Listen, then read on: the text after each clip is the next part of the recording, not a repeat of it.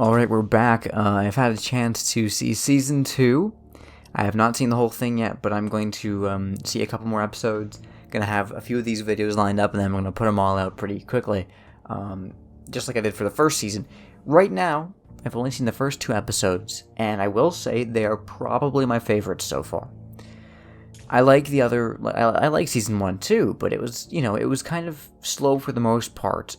Season 2 has been already much more tense, much more actual visible threats, and much more actual tension in just every scene. Like something could go wrong that completely derails the entire situation. And I don't think the entire season's gonna be like that, because obviously there has to be downtime and stuff too. But it was just, you have to have the character stuff, and that's all good, and I want to stress that. Like, I liked all the stuff from the first season, even though it was, I think, a lot slower and a lot more low-key.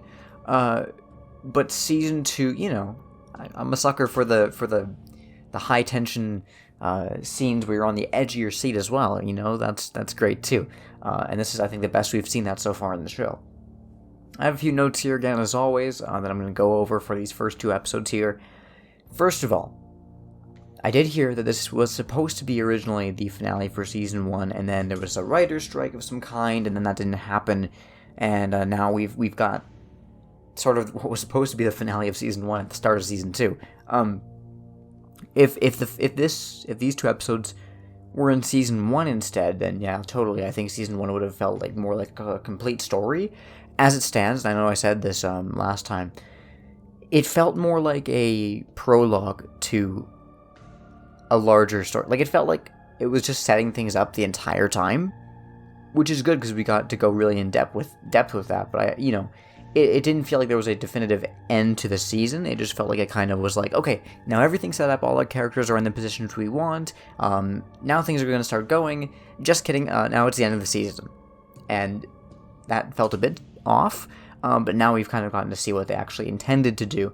And I think if they had these 2 episodes in Season 1, it would have felt much more like a complete season right there. Again, I still liked Season 1 a lot. Just something, at the end it kind of felt a bit abrupt. I will say, Walter is really losing it. I mean, obviously. Like, he's killed a man, he's seen guys be killed, and he is definitely taking it out on those around him. He, I think, is a really, he was already kind of at the point of anti-hero, but now he's definitely, his motives and his actions are a little bit questionable, to say the least. I don't know how long Skyler's going to want to stay with him at this rate, because, obviously, she's trying to be super considerate of the fact that he is going through the worst times of his life, but it does not justify some of the things he's been doing, and so it's putting some real strain on their relationship, and I don't think it's going to last to the end of the show. I think that probably, if I had to guess, I would say around halfway through the show, they're going to split up for good. She's going to be fed up with him, and it's going to be really damaging to both of them. To her, it's already been really damaging. To Walter, it's just going to push him further into this rut he's in. He's looking for this money so he can help his family, but in the process, he's just making things worse for himself. And I think that, once she's finally fed up with him, he's going to be beyond saving. He's going to become less of an anti-hero and maybe more of a villain, which I think is a risky thing for a show to do, because you might end up just hating the main character, but I think that's what we're going to see, and I think it's going to be done well. I'm just wondering how. Maybe I'm wrong. Maybe that's not what's going to happen, because I don't know how I would go about doing that in a good way. But that's the way that I see this going as it stands right now. I don't know. Everyone feels like they're already at the end of the rope, which is crazy considering we just started the 2nd season. We've got 4 more full seasons to talk about. I don't see how the status quo that we've got now is going to last for the entire time. But, okay. And again, I keep mentioning Hank is not a great guy. I mean, most people in this show don't seem to be. But he does hit it right on the head, and I'm starting to like him more. He's not the worst He's looking out for the people he cares about, and that's really respectable. But I will say, he hits it right on the head when they see the security camera footage of Walter and Jesse just carrying this barrel out of, I forget the place, what it was, and he's just, he correctly manages to pinpoint that Walter has the know-how, but not the street smarts, and Jesse's very much a similar way. He's a bit better in terms of the sort of social, like, street smarts part of the business they're in. But he's, they both don't really know what they're doing in that way. Like in I believe it was the season 1 finale. They do one of their dealings in a junkyard, and Jesse's like, "Hey, we should have this in a public place so that things can't go horribly, terribly wrong." So he clearly knows a bit more than Walter does about that. But even he, like, you can tell he doesn't. He's in over his head. They both are. Tuco is a really crazy villain. He's completely insane, and I love it. And he's not insane in, like, the stereotypical way that you, like, he's not your Joker or whatever. Like, I like Joker as a character too. He's really interesting and fun to watch. But this feels very different, a very different type of insanity. Tuco will literally, he'll have these, like, his emotions will change, like, in a split second. He will be laughing, and then 1 second later he'll be, like, yelling at people and threatening to kill them and maybe killing them. And that is, it just serves to make the tension that much higher, because you don't know what he's going to do next, and he doesn't either.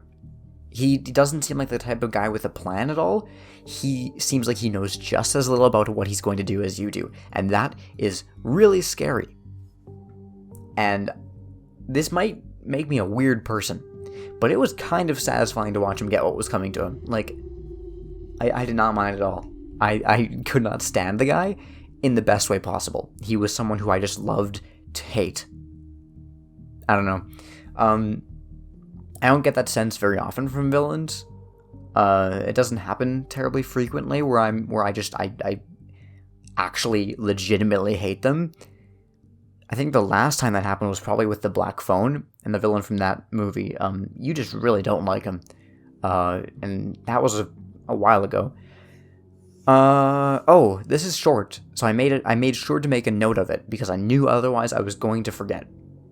Walter has this, like, seconds-long hallucination when he's pulled out of the car trunk from Tuco, and he has this hallucination of him actually being Skyler. Skyler is the one who lets him out of the trunk, and he has this. She says something about how she understands. That's, like, all she says in this hallucination in his mind. She says, "I understand," and then it's revealed, oh, she's actually Tuco, and Walter's in a very bad situation. It's a very short sequence, but I think it says a lot because it kind of shows one of the main things Walter wants. He feels like, with the situation he's in, Skyler would not in any way understand, and he could explain it all to her. He could explain what he's doing, why he's doing what he's doing, and she just wouldn't be able to relate and to understand why he's putting himself in this danger, why he's doing these illegal things.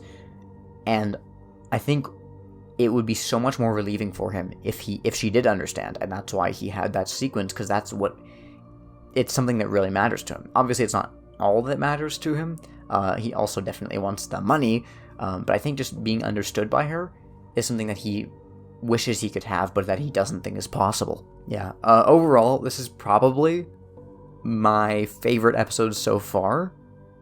I also like the sequence with I forgot his name, Tio, was it? And the bell.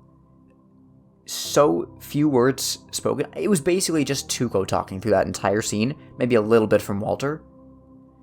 But it was so tense and terrifying because the whole time there was just this slight chance that they could get out of it, but you know that that's not the way it's going to go. That's not the way, that's not as interesting as if everything goes wrong.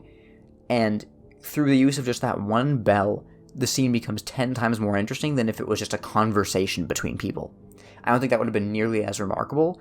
And then the way that the bell was also used in the ending theme, and it was kind of a distorted version, is interesting. I wonder what is going to happen to Tio after these episodes. Maybe he's just going to be gone from the show. because no one's there to take care of him anymore, right? If the cousins show up, maybe they could. If the cousins show up, they could, I guess, take care of him. Maybe that's just a way to kind of get rid of his character because he was only useful in this episode. They might bring it up in passing in the next few episodes, like, oh yeah, the cousins came and they took care of him, yeah. Just to kind of get that out of the way, sweep it under the rug because it's not important anymore. I don't think it's gonna matter. But I think that's all I have to talk about for these episodes. I'm going to watch the next ones because I am starting to really like this show. And apparently it's mostly kind of uphill from here, so, I mean, that sounds great. That sounds like a great deal to me. Alright, I'll see you guys soon once again. Thank you for watching. I do appreciate it. Bye-bye.